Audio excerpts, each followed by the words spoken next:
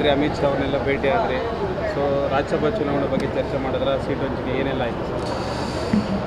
ನಿನ್ನೆ ದಿನ ಪ್ರಖ್ಯಾತಿ ಹಿರಿಯ ವಕೀಲರು ನಾರಿಮನ್ ಅವರು ನಿಧನರಾಗಿರ್ತಕ್ಕಂಥ ಒಂದು ವಿಚಾರ ತಿಳಿದು ಮಾನ್ಯ ಪೂಜ್ಯ ತಂದೆಯವರು ಕುಮಾರಸ್ವಾಮಿ ಅವರು ಹಾಗೂ ನಾನು ಅವರ ಅಂತಿಮ ದರ್ಶನವನ್ನು ಪಡಿತಕ್ಕಂಥ ಹಿನ್ನೆಲೆಯಲ್ಲಿ ನಿನ್ನೆ ದೆಹಲಿಗೆ ಭೇಟಿ ಕೊಟ್ಟಂಥದ್ದು.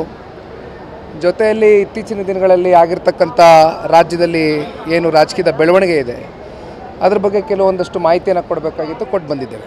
ಸರ್, ಈಗ ಸೀಟ್ ಶೇರಿಂಗ್ ಬಗ್ಗೆ ಸಾಕಷ್ಟು ಕುತೂಹಲ. ಯಾಕಂದರೆ ಇನ್ನು ಕೆಲವೇ 2 ತಿಂಗಳಿದೆ ಬ್ಯಾಲೆನ್ಸು. ಬಟ್ ಈಗಲೇ ಕ್ಯಾಂಡಿಡೇಟ್ ಅನೌನ್ಸ್ ಮಾಡೋದ್ರಿಂದ ಅವಕಾಶ ಸಿಗುತ್ತೆ ಬೇಗ. ಇಲ್ಲದೇ ಇದ್ದರೆ ಈಗ ಏನು MLC ಚುನಾವಣೆ ಕೂಡ ಸೋತಿದ್ದೀವಿ.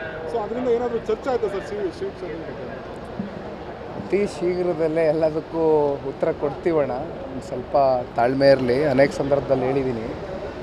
ಬಹುಶಃ ಕೆಲವು ದಿನಗಳಲ್ಲಿ ಇವತ್ತು ಸೀಟಿನ ವಿಚಾರವಾಗಿ, ಹಂಚಿಕೆಯ ವಿಚಾರವಾಗಿ ತೀರ್ಮಾನಗಳಾಗುತ್ತೆ.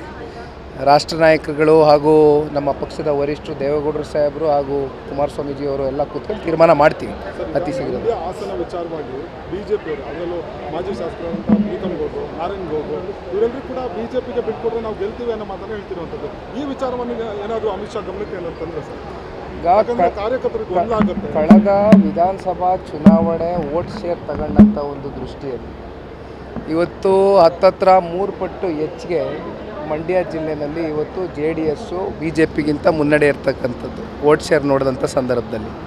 ಕೋಲಾರ ಇರ್ಬೋದು, ಮಂಡ್ಯ ಇರ್ಬೋದು, ಹಾಸನ ಇರ್ಬೋದು, ಇವೆಲ್ಲ ಭಾಗಗಳಲ್ಲಿ JDS ಪಕ್ಷದ ಪರವಾದಂಥ ಇವತ್ತು ಅತಿ ಹೆಚ್ಚು ಮತ ಚಲಾವಣೆ ಆಗಿರ್ತಕ್ಕಂಥದ್ದು.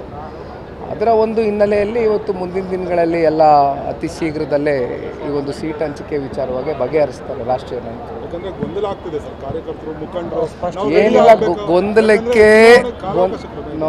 ಗೊಂದಲಕ್ಕೆ ಯಾವುದೇ ರೀತಿ ನಾವು ಎಡೆ ಮಾಡಿಕೊಡ್ತಕ್ಕಂಥ ಪ್ರಶ್ನೆ ಇಲ್ಲ. ಯಾವುದೇ ಸಣ್ಣ ಪುಟ್ಟ ಭಿನ್ನಾಭಿಪ್ರಾಯಗಳಿದ್ರೂ ಅದನ್ನು ಬಗೆಹರಿಸ್ಕೊಳ್ತಕ್ಕಂಥ ಪ್ರಾಮಾಣಿಕ ಕೆಲಸ ನಾವು ಮಾಡ್ತೇವೆ.